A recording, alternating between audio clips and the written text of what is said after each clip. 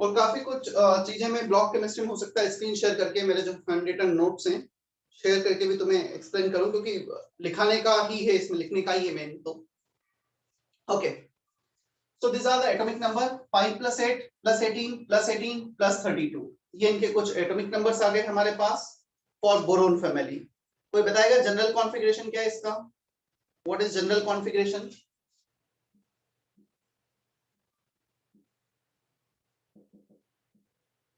बोलो। Noble gas, उसके बाद NH2NP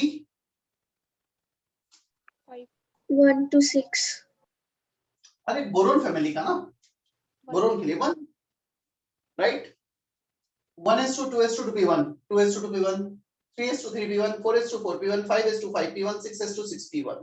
so NH2NP1 outermost configuration। clear? Yes sir। अब जब भी हम एनसीईआरटी देखेंगे तो हम ये ऑब्जर्व करेंगे, एनसीईआरटी में सबसे पहले ब्लॉक केमिस्ट्री में कुछ परसेंट अबंडेंस दिया होता है, कितना एलिमेंट्स नेचर में मिल रहा है, क्या हो रहा है, ठीक है? So aluminium is the third most abundant element found in the earth crust।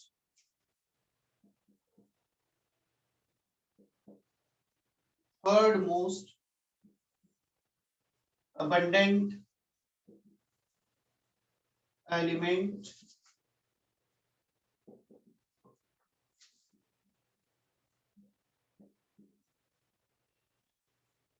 around 7.4% होता है। third most abundant element।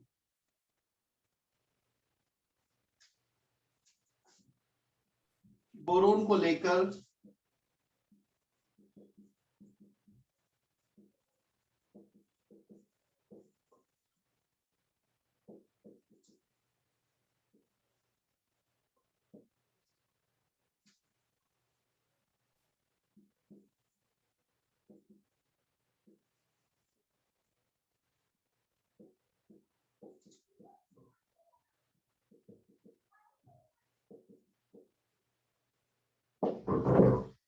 Boron की काफी कुछ प्रॉपर्टीज हैं जो मैच नहीं करती एल्यूमिनियम और दूसरे एलिमेंट्स हैं, क्योंकि इसका पेनल्टीमेट मतलब सेकंड लास्ट शेल का जो कॉन्फ़िगरेशन है वो होगा 1s2, इसका 2s2 2p6 होगा जो सेकंड लास्ट शेल है। So penultimate shell mean second last shell, जो आउटर मोस्ट शेल है उससे एक शेल अंदर की बात कर रहे हैं, राइट? तो इसका काफी कुछ प्रॉपर्टी डिफरेंट है because of its penultimate electronic configuration. यदि ये एक स्टेटमेंट आ जाए ऑब्जेक्टिव में तो हमें पता लगना चाहिए क्यों इसकी प्रॉपर्टी डिफरेंट है।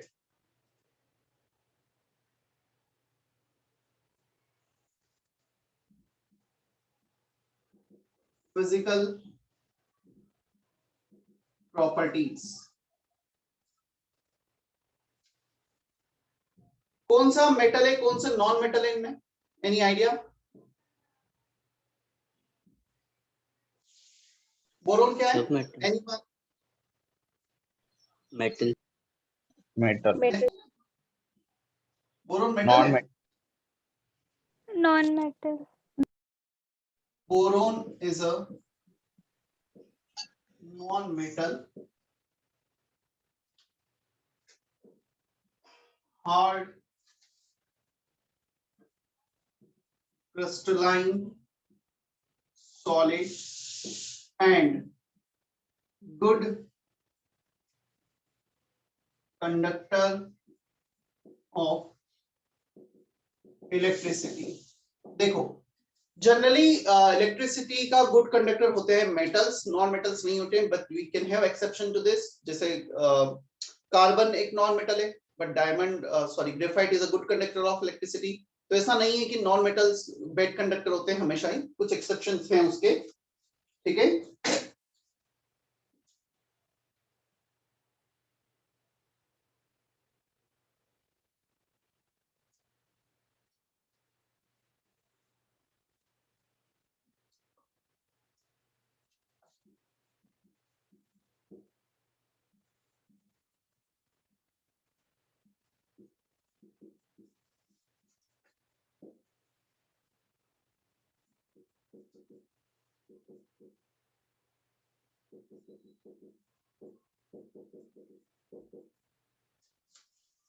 Aluminium is a metal but shows many similarities with boron. इसकी बोरोन से काफी कुछ सिमिलरिटीज होती हैं। मानसी का मैसेज है बोर्ड इज ब्लर, कैसा कुछ है क्या? बोर्ड ब्लर है क्या? No, sir. Yes, sir. Yes, sir. मतलब मुझे ऐसा फील नहीं हो रहा कि बोर्ड ब्लर है, क्योंकि मेरे दूसरे स्क्रीन पे, रिकॉर्डिंग वाली स्क्रीन पे तो सब कुछ अच्छे से दिख रहा है।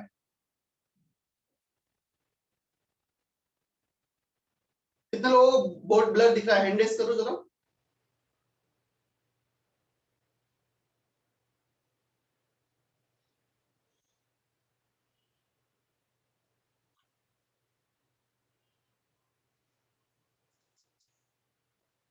तो सिर्फ 4 स्टूडेंट्स है जिन्हें दिख रहा है, तो मे बी पॉसिबल कि तुम्हारे एंड से थोड़ा network issue, you can rejoin again. मेरे एंड पे तो शायद नहीं है जैसा मुझे दिख पा रहा है, राइट? तुम चारों एक बार रिजॉइन करके देख लो। Okay, sir.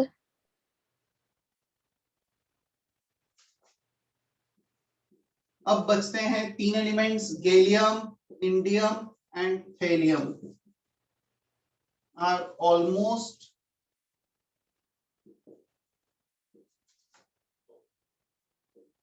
Metallic in nature.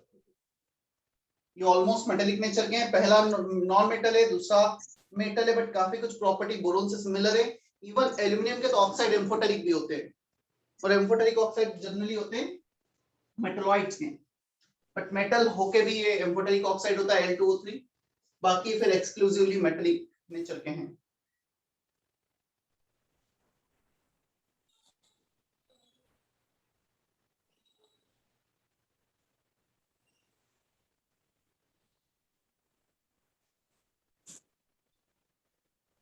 Copy कर लिया है सभी ने इतना? No sir.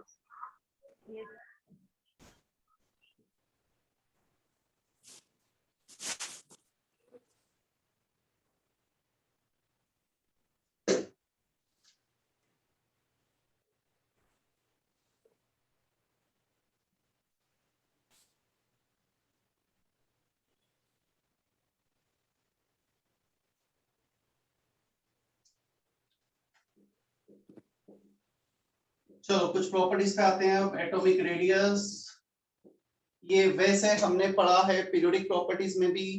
एटॉमिक रेडियस कोई generally down the group decrease होती है। कोई एक्सेप्शन है क्या इसमें? बोरोन फैमिली में boron, aluminium, gallium, indium, thallium, कुछ एक्सेप्शन याद आ रहा है? एल्यूमिनियम गैलियम का डाउन द ग्रुप बढ़नी चाहिए, होना तो चाहिए ऐसा कुछ। क्या कुछ एक्सेप्शन ध्यान आ रहा है तुम्हें? एल्यूमिनियम और गैलियम की ऑलमोस्ट। एल्यूमिनियम गैलियम का साइज जो बढ़ना चाहिए था वो थोड़ा सा कम हो जाता है। इसका होता है 143 पिकोमीटर, तो यहाँ पे बढ़ना चाहिए था, कम हो जाता है 135 पिकोमीटर हो जाता है due to poor shielding effect of d electron. उसके कारण फोर्स ऑफ अट्रैक्शन बढ़ जाता है। Is that okay?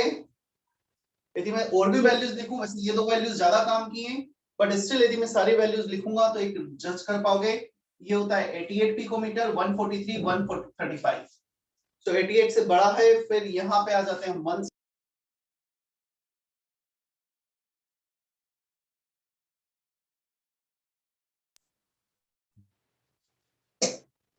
Is that okay?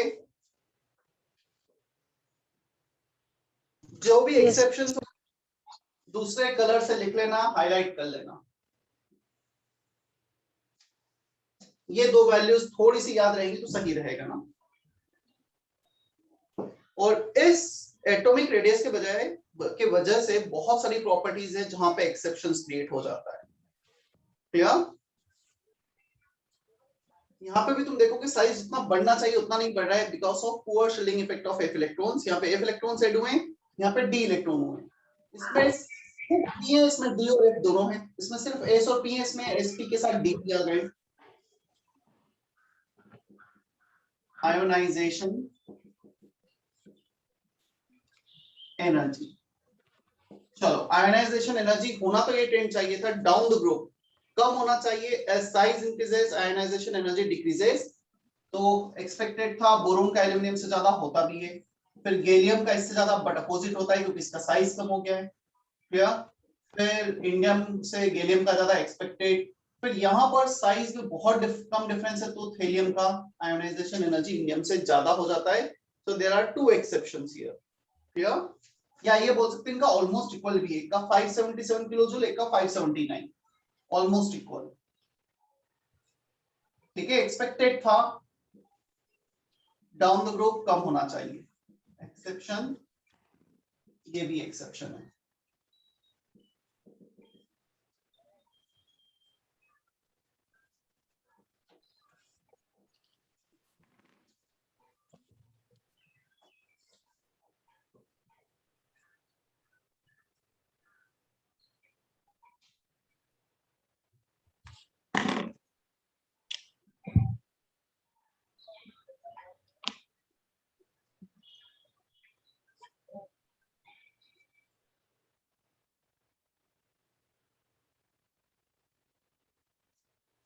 Next property electronegativity.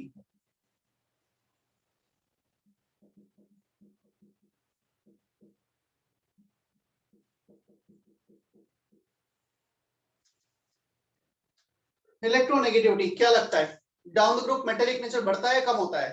पहला नॉन मेटल, दूसरा मेटल नॉन मेटल के बीच की प्रॉपर्टी, तीसरा third onward exclusively metal, decrease down. Electronegativity क्या होनी चाहिए down the group? Decrease. Decrease. Decrease होनी चाहिए। देखते हैं चलो क्या होगा। बोरोन की इलेक्ट्रोनेगेटिविटी पोलिंग स्केल में होती है 2.0, एक्सपेक्टेड तो था डाउन द ग्रुप डिक्रीज होनी चाहिए। एल्यूमिनियम पे आ जाओ, एल्यूमिनियम की इलेक्ट्रोनेगेटिविटी होती है 1.5, डिक्रीज हो गई। बट फिर यहाँ पे साइज का डिस्क्रिपेंसी आ जाती है, साइज बढ़ने के बजाय कम होने लगता है। साइज कम होता है तो इलेक्ट्रॉन के ऊपर अट्रैक्शन बढ़ेगा, और इलेक्ट्रॉन के ऊपर अट्रैक्शन बढ़ेगा तो सब कुछ फिर चेंज हो जाता है। गैलियम 1.6, इंडियम 1.7, हेलियम 1.8, तो काफी कुछ डिस्क्रिपेंसी आती है। एक यही ग्रुप है जिसमें प्रॉपर्टीज में बहुत ज्यादा वेरिएशंस आ जाते हैं because of this exception, size exception. यहाँ पे चेंज हो गया, यहाँ पे चेंज हो गया बिकॉज ऑफ साइज। साइज जो बढ़ना चाहिए था वो कम हो रहा है, उसके कारण सारी प्रॉपर्टीज चेंज हो जाती है। Is that okay?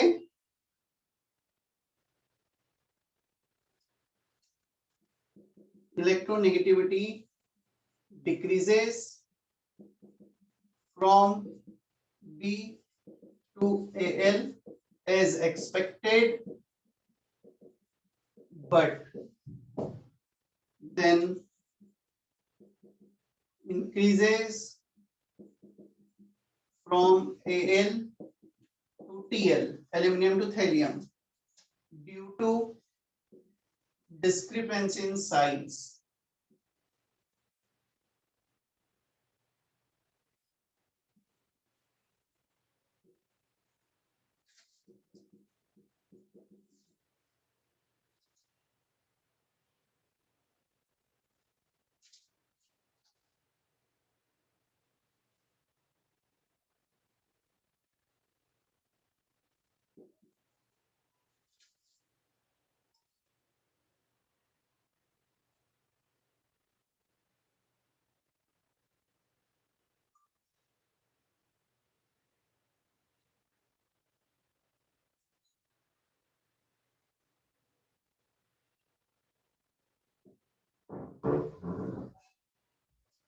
Who is roll number 1? Aditi है ना शायद?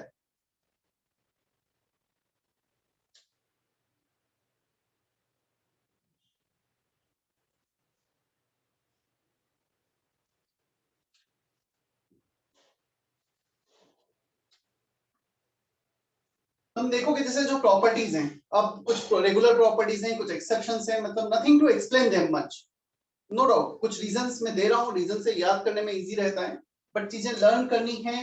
एक बार याद हो गई, क्वेश्चन आया एग्जाम में, टिक किया पढ़ने के बाद, नहीं याद है तो छोड़ना है, और याद है तो टिक करना है। सो इसलिए ये थोड़ा सा स्कोरिंग पार्ट होता है केमिस्ट्री का।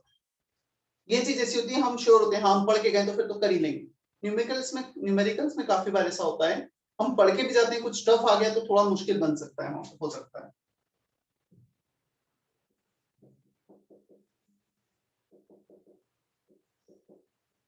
ऑक्सीडेशन स्टेट, ये सर वो ड्यूक के बाद क्या लिखा है? इसके बाद ड्यूक के बाद due to discrepancies in size जो इरेगुलर बढ़ रहा है डाउन द ग्रुप, कभी कम हो रहा है कभी बढ़ रहा है, उसके कारण इलेक्ट्रोनेगेटिविटी में डिफरेंस आ रहा है, राइट?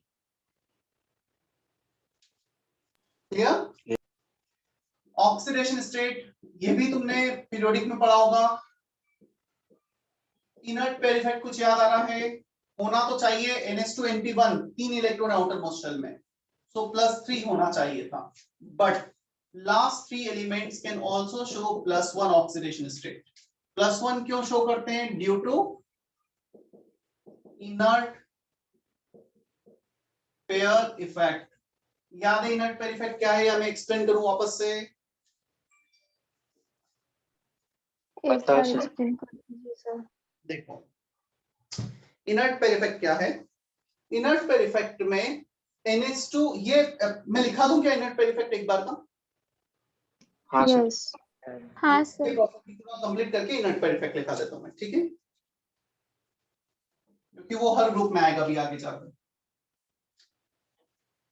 और मैं अगेन रिपीट कर रहा हूँ, लेक्चर नोट्स सभी ड्यूरिंग द लेक्चर बनाना। यदि तुम्हें लगता है कि हाँ इस पार्ट में तो हमें स्कोर करना ही करना है, तो फिर लेक्चर नोट्स बनाते चलना। ये लेक्चर नोट्स 90% लेक्चर में कंप्लीट होंगे, 10% जब तुम कुछ होमवर्क कर रहे होंगे, बुकलेट डिस्कशन हो रहा होगा, कुछ एक्स्ट्रा ऐसी इंफॉर्मेशन थी वहां से, और लास्ट में हर ग्रुप का हम एक बार एनसीईआरटी के भी पेज पलट लेंगे। यदि वैसे तो मैंने सब कुछ कवर करने ही वाला हूँ, बट यदि कुछ 2-3% रह गया है, कुछ एग्जाम्पल्स भी रह गए, तो हम एनसीईआरटी से लिख लेंगे फिर। Is that okay? ताकि हमें एनसीईआरटी रिफर ना करना पड़े बाद में। ऐसा नहीं कि पहले हम लेक्चर नोट्स पढ़े फिर एनसीईआरटी पढ़े। एनसीईआरटी का कंटेंट जितना भी सब लेक्चर नोट्स में, मैं खुद भी यही ट्राई कर रहा हूँ, कुछ एग्जांपल्स रह भी जाते हैं तो वो भी लिख लें हम। दो माइंडसेट रहे ही ना हमारे, lecture notes 100%, everything is there. Okay, so last elements can show +3 and +1 according to inert pair effect. +1 oxidation state is more dominating as you go down the group. So पता है, यदि हम +3 की बात करेंगे, गैलियम +3 इंडियम +3 से ज्यादा stable है, और थेलियम +3 से ज्यादा स्टेबल है।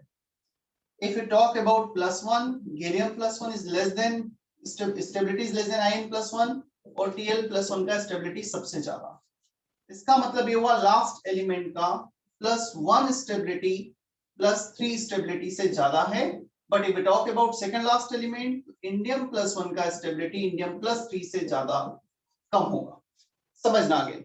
Down the group lower oxidation state is more stable, so down the group lower oxidation state +1 is more stable. तो थेलियम +1 +3 से ज्यादा स्टेबल, बट हम एक ही एलिमेंट ऊपर आएंगे तो इंडियम का +1 इंडियम +3 से लेस स्टेबल। सो +3 की स्टेबिलिटी कम होगी, +1 की स्टेबिलिटी बढ़ेगी डाउन द ग्रुप। ये सारे ऑर्डर हैं stability order. Is that okay? Yes sir.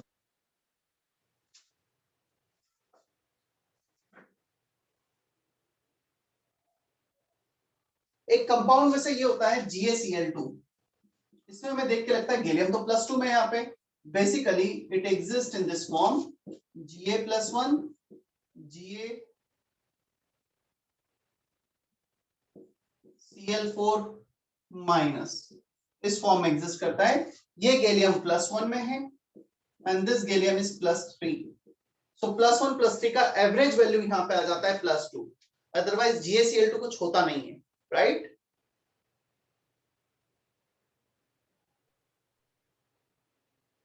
Is that okay? Yes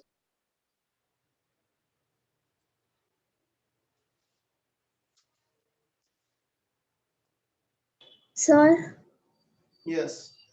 sir ये इंडियम +1 लेस स्टेबल क्यों है +3 से? ये इनर्ट पेयर इफेक्ट वही मैं अब एक्सप्लेन करने वाला हूं उसके बाद।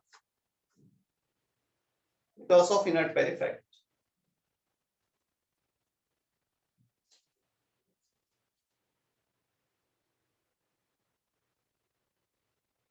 और अगेन बिल्कुल भी इस चीज में डरना नहीं है कि सर हमें तो याद ही नहीं हो रहा है, नहीं होता है। तुम्हें क्या, मुझे भी नहीं होगा एक बार क्या 5 बार में भी नहीं होगा। मैं 10 साल से 11 साल 11th ईयर है मैं इसको पढ़ा रहा हूँ, बट ऐसा नहीं कि मुझे भी सब कुछ एकदम 100% याद है। हाँ डेफिनेटली क्वेश्चन आता है तो क्वेश्चन को कैसे रिलेट करना है मैं क्वेश्चन का आंसर जरूर दे सकता हूँ सभी मैक्सिमम, बट थ्योरी यदि मुझे बोलेंगे सब आप सारे रिएक्शन एक बार में लिख दो तो शायद मैं भी ना लिख पाऊँ। थोड़ा सा हमें प्रैक्टिस बार बार करनी पड़ेगी और जितनी बार प्रैक्टिस करोगे शायद 2 महीने बाद फिर भूल जाओ। तो एग्जाम के पहले फिर एक बार रिवाइज करना होगा, उसके पहले 4 बार रिवाइज करना होता है, बट इसको एक बार अच्छे से कर लिया तो फिर ऐसा होगा हाँ यहां से तो इसको आना ही आना है। लेक्चर नोट्स बहुत मैटर करते हैं कितने अच्छे से हम बना रहे हैं उसे, ताकि हमें 100% कॉन्फिडेंस रहे हाँ लेक्चर नोट्स में सब कुछ इससे बाहर नहीं आए। Inner pair effect in 13, 14, 15 and 16th group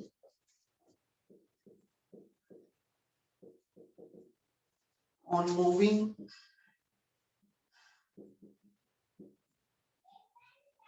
down the group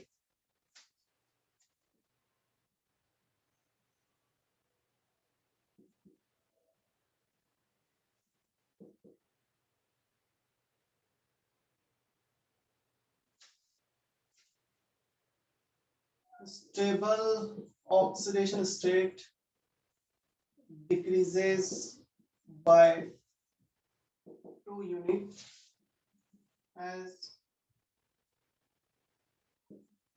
NS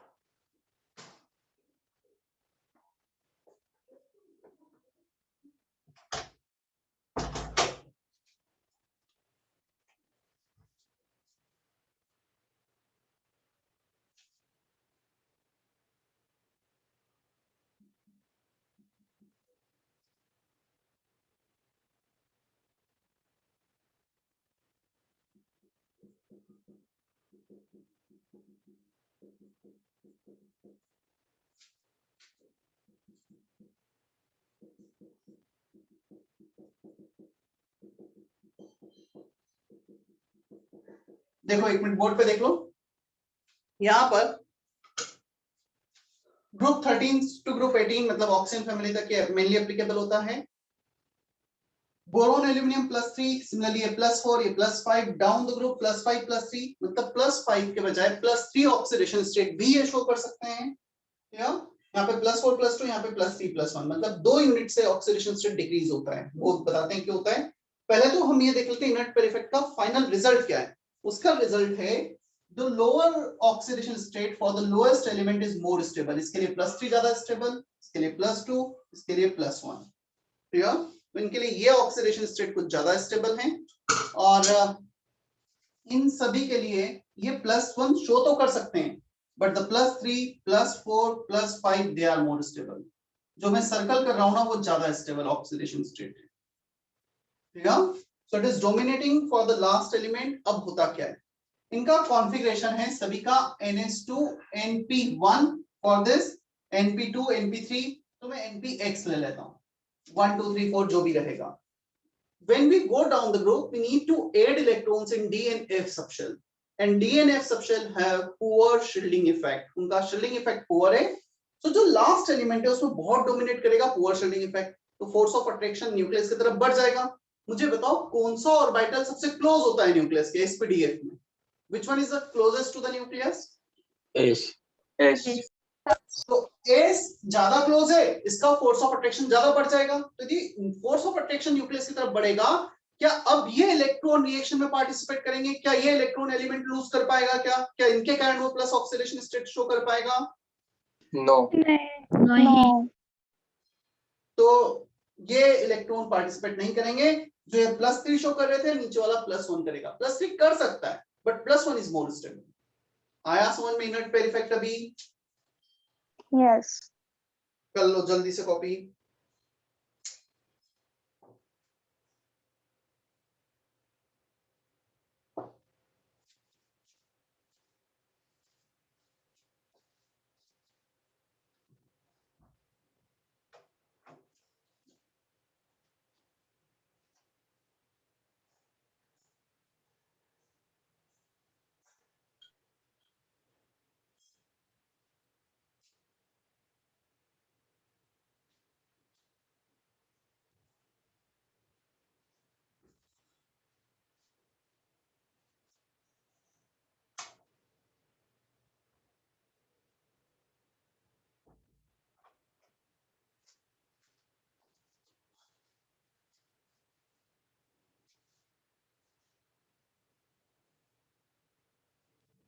हो गया?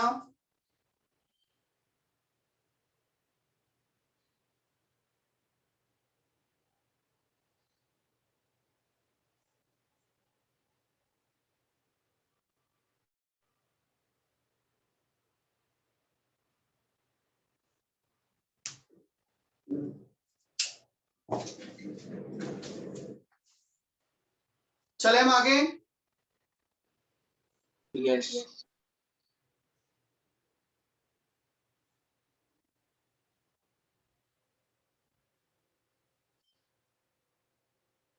Next melting point.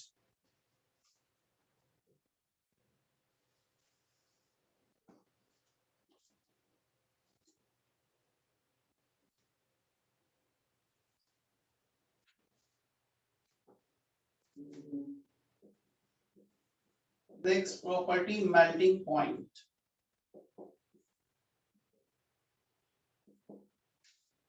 देखो जनरली होता है नॉन मेटल्स का मेल्टिंग पॉइंट कम होता है, मेटल्स का मेल्टिंग पॉइंट ज्यादा होता है। मेटल्स सॉलिड में होते हैं, नॉन मेटल्स गैसेस में होते हैं, तो उनका मेल्टिंग पॉइंट कम है। तो बोरोन का एक्सपेक्टेड था मेल्टिंग पॉइंट कम हो, but because of its covalent structure, इसका जो स्ट्रक्चर होता है आइकोसाहेड्रल स्ट्रक्चर होता है, वो भी क्या है वो भी हम देखेंगे। So because of its structure it has exceptionally high melting point, काफी ज्यादा मेल्टिंग पॉइंट होता है। और दो एलिमेंट जो मेटल्स हैं और रूम टेम्परेचर पर लिक्विड में होते हैं, कौन कौन से दो एलिमेंट है? Any idea? Bromine. मर्क्यूरी तो पता होगा, Hg में मर्क्यूरी सोचना ही नहीं Gallium. है। Hg के अलावा एक गैलियम होता है जो इस ग्रुप का एलिमेंट है। क्लियर? जो मेटल है और लिक्विड में एग्जिस्ट करता है, उसका मेल्टिंग पॉइंट रूम टेम्परेचर के काफी क्लोज होता है, 30 डिग्री सेल्सियस के अराउंड होता है, राइट? चलो पहले तो मैं मेल्टिंग पॉइंट लिखा देता हूं कि किसका कितना है। Boron, aluminium, gallium, indium, helium. So melting point of boron is exceptionally high. इसका होता है roughly 2077 degree Celsius, 77 670 degree Celsius. इसका होता है 30 डिग्री सेल्सियस। तो तुम देखोगे मेल्टिंग पॉइंट यहाँ पे कुछ कम हो रहा है अब तक गैलियम तक। क्लियर? फिर 156 degree Celsius, then 304 degree Celsius, फिर बढ़ने लगता है। तो पहले कम हुआ और फिर बढ़ रहा है 660।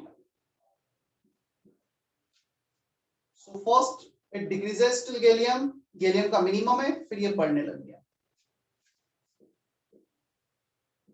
Liquid at room temperature in summer season,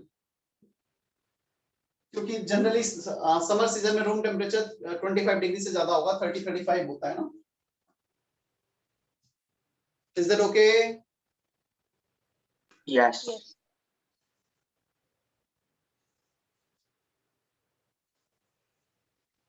अब क्वेश्चन आता है, पहले तुमने इंफॉर्मेशन देखा कि क्या हो रहा है, क्यों ऐसा हो रहा है वो भी देख लेते हैं हम। Melting point of boron is exceptionally high due to its covalent icosahedral structure. Icosahedral structure means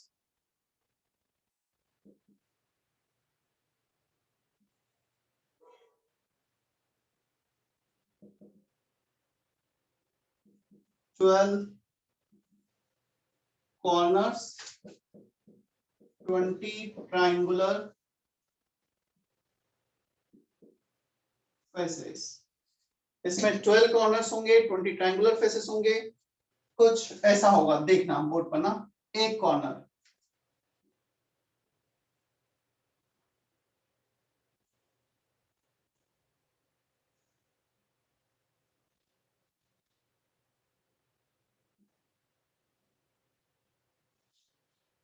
तो वन कॉर्नर 1 2 3 4 5, एक जिसमें 5 कार्बन एटम्स, मतलब इस टाइप से कुछ बना दिया हमने।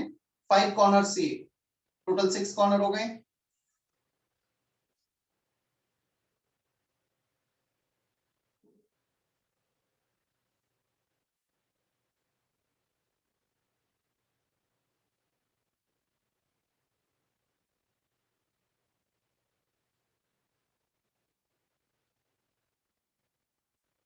आई डोंट नो कि मेरी ड्राइंग कितनी अच्छी है, तुम्हें समझ में आएगी नहीं आएगा कि क्या हुआ है।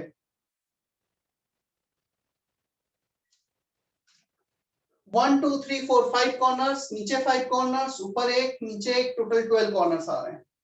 इसमें 20 ट्रायंगुलर फेसेस हैं। कैसे 20 ट्रायंगुलर फेसेस है वो भी देख लेते हैं। 5 फेसेस ऊपर, 5 फेसेस नीचे, 10। और उसके बाद मैं नहीं बना पाऊंगा बोर्ड पे, मुझे दिखाना ही पड़ेगा उसको। मैं एक शो कर देता हूँ इमेज उसका।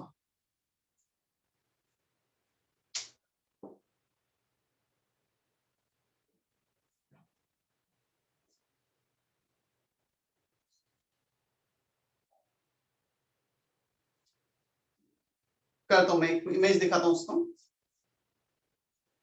जब तक दूसरा मैं बोलूं गैलियम को लेकर, क्या कॉपी कर लिया जितना बोर्ड पे लिखा है? Yes, sir. Write down one point. Melting point of gallium is exceptionally low. Melting point of gallium is exceptionally low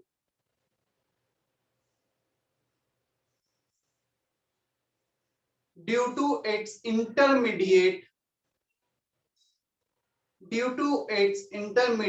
electronegativity and size. Due to its intermediate electronegativity and size, melting point of gallium is exceptionally low due to its intermediate electronegativity and size.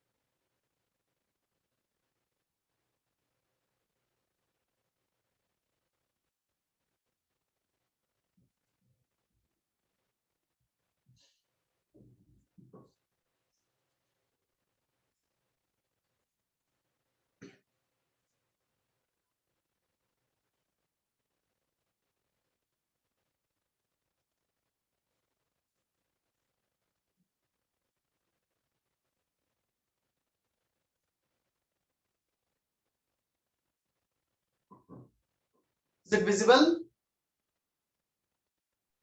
Yes, sir. Yes, sir. देखो, यदि तुम्हें देख पा रहे हो तो 12 इन्होंने पूरा डिनोट भी कर रखा है, 1 2 3 4 5 6 अप टू 12 कॉर्नर्स हैं, 20 ट्रायंगुलर फेसेस हैं।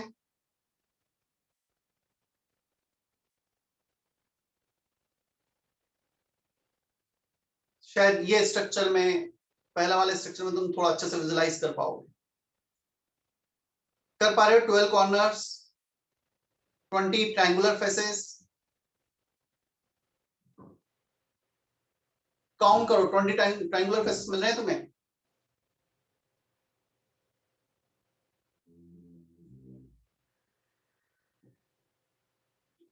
मिल रहे हैं या नहीं मिल रहे? 20 ट्रायंगुलर फेसेस। हाँ, yes, sir. Yes. Yes, sir. Yes, sir. ऐसा कुछ स्ट्रक्चर होता है बोरोन का।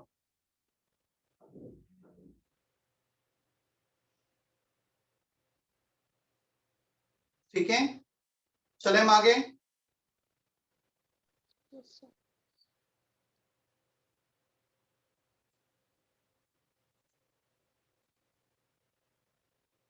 अच्छा, यदि हम बात करें गैलियम की, तो गैलियम का मेल्टिंग पॉइंट कम होने का रीजन मेनली ये है। मेल्टिंग पॉइंट ज्यादा किसका होगा? तो किसी की इलेक्ट्रोनेगेटिविटी ज्यादा है तो ज्यादा फोर्स ऑफ अट्रैक्शन, या किसी का साइज ज्यादा है, मेटेलिक नेचर ज्यादा है तो उसका बॉन्डिंग स्ट्रांग हुई। बट इसका मेटेलिक नॉन मेटेलिक नेचर दोनों ही ज्यादा नहीं है, इन बिटवीन आता है, तो उसका इंटरेक्शन दोनों एंड से कम हो जाता है। इसके कारण इंटरमीडिएट इलेक्ट्रोनेगेटिविटी, इंटरमीडिएट साइज हो जाता है, ना बहुत ज्यादा ना बहुत कम, कोई भी फोर्स ऑफ अट्रैक्शन, इसलिए लिक्विड में एग्जिस्ट करता है। Right, is that okay? Yes. चलो, अब कुछ ऐसे एनसीईआरटी में हेडिंग थी जो मैंने पॉइंट्स बना के लिखे हैं, देखते हैं, मैं स्क्रीन शेयर कर रहा हूं।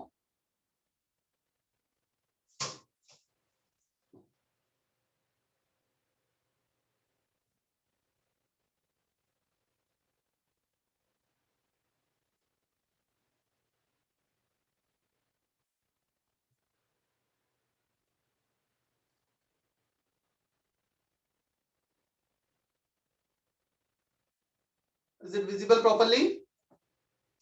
Yes, sir. Yes. Tendency to form ionic compound. It increases from boron to thallium ionic compound, क्योंकि thallium का metallic nature सबसे ज्यादा है। Down the group metallic nature increases, tendency to form ionic compound increases. First three ionization energy, sum of boron is very high, so it forms only covalent bond. Ionic bond बनाने के लिए हमें electron को remove करना पड़ेगा। जब तक electron transfer नहीं होंगे कंप्लीटली, तब तक आयनिक बॉन्ड नहीं बनेगा। सो बोरोन का आयनाइजेशन एनर्जी बहुत ज्यादा है, इसलिए कोवेलेंट बॉन्ड ही बनाता है, कभी आयोनिक नहीं बनाएगा। इसको छोड़कर aluminium onwards all can form ionic bond, covalent तो बनाएंगे ही, आयोनिक भी बनाएंगे। Due to high charge by size ratio, aluminum 3+ can form both covalent and ionic compound. Gallium forms ionic compound except GaCl2. Thallium forms only ionic compound. Clear? ये NCERT में एक heading था जिसे मैंने जस्ट पॉइंट वाइज करके लिख दिया है यहाँ पर। क्वेश्चन ऐसा बन सकता है, 4 ऑप्शन है उसमें से एक option which of the following is not correct, which of the following is correct, तो ये पॉइंट्स हमें पता होने चाहिए। कॉपी कर लो जल्दी से। तो बोरोन सिर्फ कोवेलेंट, थेलियम सिर्फ ionic, in between covalent ionic दोनों बन रहे हैं।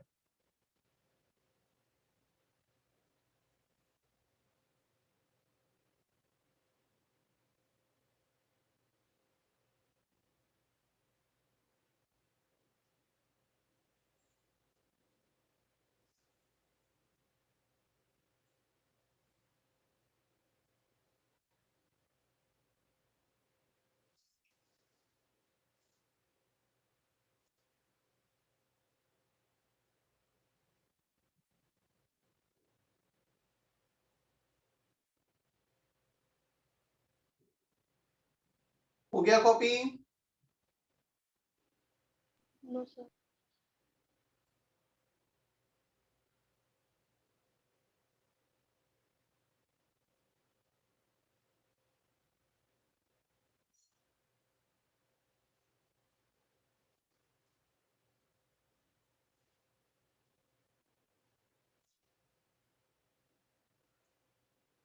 जिसका हो गया है वो नीचे वाला भी कॉपी कर सकता है ना, मुझे एक्सप्लेन करना है, करना है बाकी कॉपी तो करना ही है तुम्हें।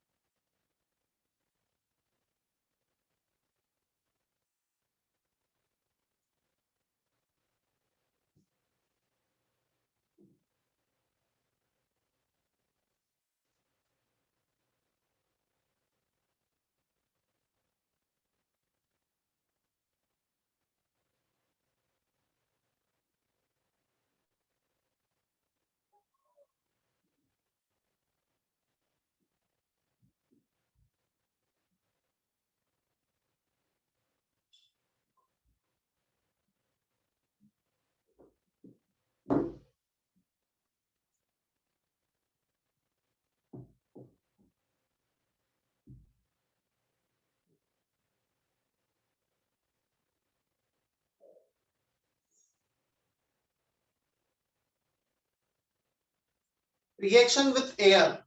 Just listen 1 minute. Boron is unreactive in crystalline form. Aluminium forms a very thin layer of oxide which protects further reaction. Aluminium react भी करेगा ना तो Al2O3 का एक लेयर बन जाएगा उस पे जो फर्दर रिएक्शन को रोक देगा। सो एक टॉप लेयर रिएक्ट कर जाएगा, उसका रिएक्शन रुक जाएगा। But if we talk about powder form, so boron aluminum in amorphous form on heating in air gives Al2O3 and B2O3 और नाइट्रोजन के साथ Bn boron nitride and aluminium nitride बनते हैं। Clear? At high temperature. So amorphous react कर सकते हैं but crystalline form react नहीं करेंगे क्योंकि एक ऑक्साइड का लेयर बन जाएगा जो फर्दर रिएक्शन को प्रोटेक्ट करेगा। लेट्स से ये बोरोन है, यहाँ पर एक लेयर बन गया ऑक्साइड का, अब वो इसके अंदर वाले बोरोन को रिएक्ट नहीं होने देगा, बट पाउडर फॉर्म में तो फिर वो लेयर का कोई कॉन्सेप्ट आएगा नहीं। हाँ, यह हमें हर ग्रुप में लिखना होगा कौन से ऑक्साइड एसिडिक हैं, कौन से बेसिक हैं, कौन से न्यूट्रल हैं। B2O3 acidic oxide non metal है, एक्सपेक्टेड था। Al2O3 एंड Ga2O3 है तो मेटल के oxide but still they are amphoteric in nature. Last two In2O3 and Tl2 are basic in nature. Sir first point क्या? Reaction with air का first point boron is क्या है? Unreactive in crystalline form. So boron oxide is acidic, then next two oxide is amphoteric, then last two oxides are basic in nature. Direct ऐसा question आता है, which of the following is acidic, which of the following is basic, which of the following is amphoteric. तो पूरे group में हम ये लिखेंगे ना, हर एलिमेंट हर ग्रुप के ऑक्साइड्स का लिखेंगे, एसिडिक, बेसिक, एम्फोटरिक।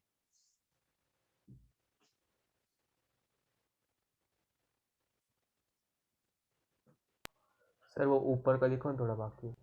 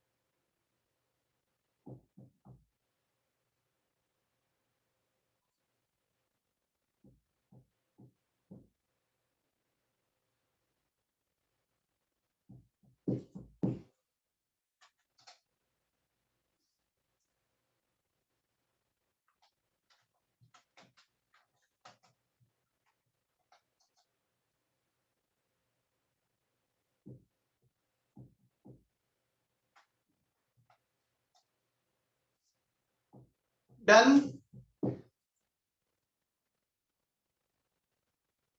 हो गया कॉपी?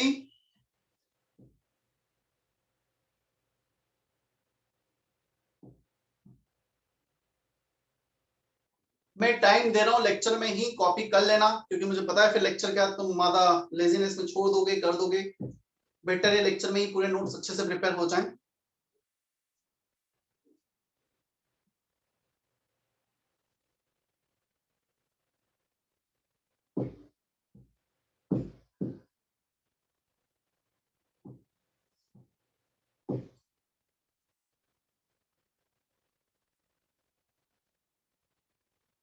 चले हम आगे, हो गया कॉपी इतना? Yes sir. थोड़ा बाकी है सर।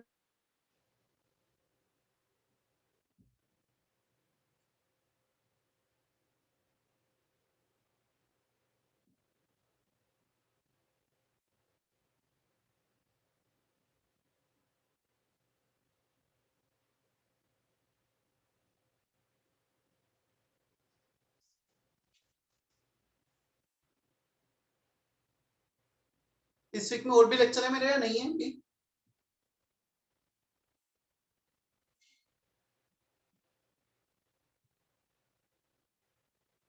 क्या इस वीक में और लेक्चर हैं? नहीं।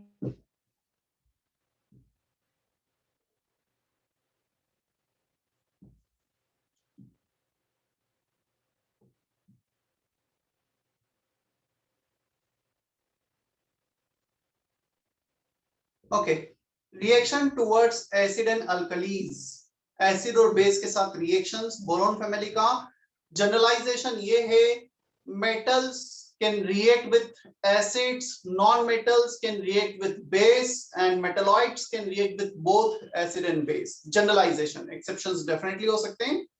So metal खुद base बनाते हैं, हाइड्रोक्साइड्स बनाते हैं, तो एसिड के साथ रिएक्ट करते हैं। नॉन मेटल एसिड्स बनाते हैं, जैसे HF, HCl, fluorine, chlorine, bromine, HBr acids बनाते हैं। मेटल्स की बात करेंगे, NaOH, KOH, MgOH whole twice, वो बेस बनाते हैं। तो मेटल्स बेस सिग्नेचर के एसिड से रिएक्ट करेंगे, नॉन मेटल एसिडिक नेचर के बेस से रिएक्ट करेंगे। Acids, boron does not react with non oxidizing acid, non oxidizing, देखो अब एसिड के साथ एक्सपेक्टेड तो था ही नहीं कि रिएक्ट करेगा बोरोन, क्योंकि खुद नॉन मेटल है, नॉन मेटल तो खुद एसिडिक नेचर का है।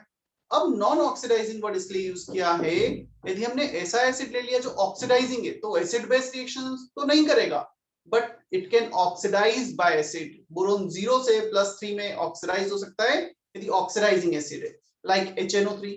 HNO3 प्लस बोरोन मिलके बनाते हैं H3BO3, बोरिक एसिड, तो उसे 0 से +3 में ऑक्सीडाइज करते हैं। It is not acid base reaction, it is oxidation reduction reaction. Aluminium, gallium, indium, dissolved in acid क्योंकि मेटालिक नेचर के, and form M3+ ion. So acid में डिसॉल्व होकर कुछ इस टाइप से M3+ आयन बनता है। Helium dissolved in acid to form Tl+1 ion. So boron को छोड़कर all are metallic in nature, they can react with acids.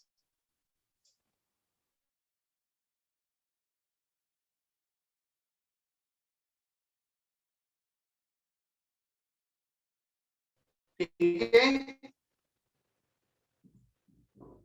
2 minutes 100 seconds, copy करो जल्दी से।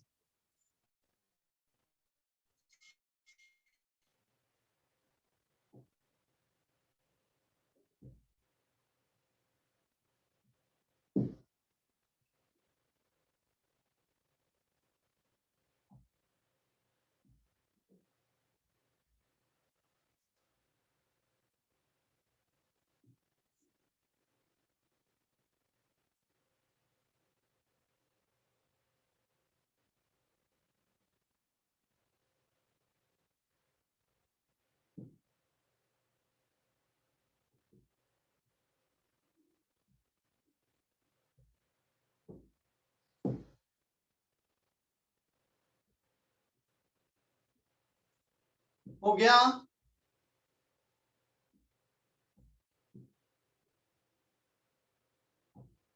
Yes, sir.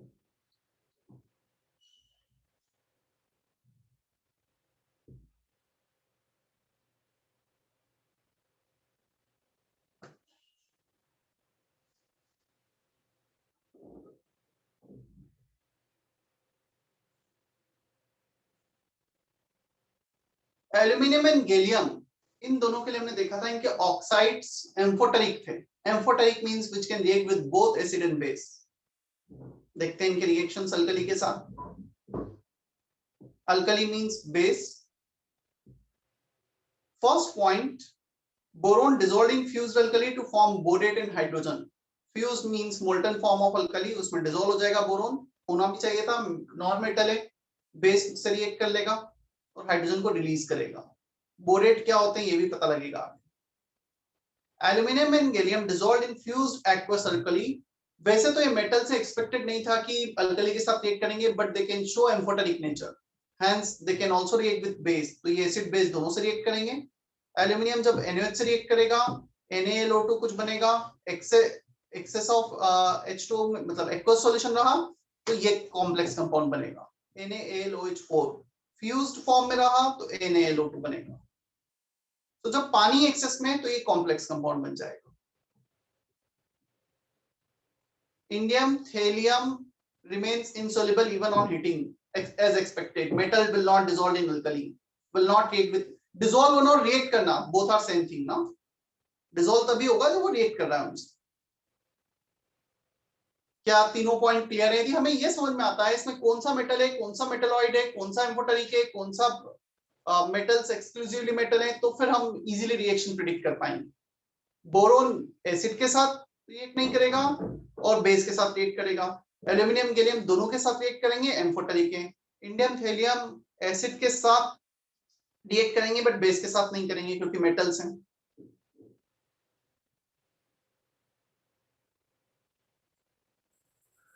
सर वो फर्स्ट नंबर का स्टेटमेंट पढ़िए ना, अल्केन का।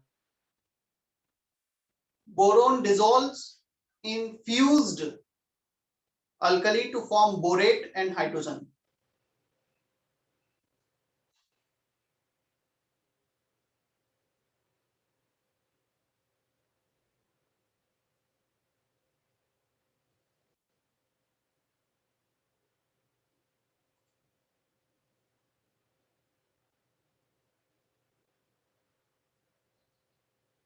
Complete.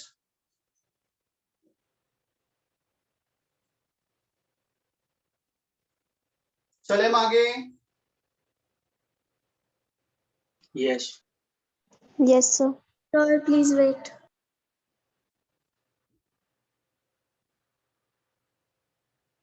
पहले एयर के साथ रिएक्शन, देन एसिड बेस के साथ reactions, now reaction with halogens. We are as of now we are studying general properties of this boron family, फिर हम इनके कंपाउंड्स पढ़ेंगे।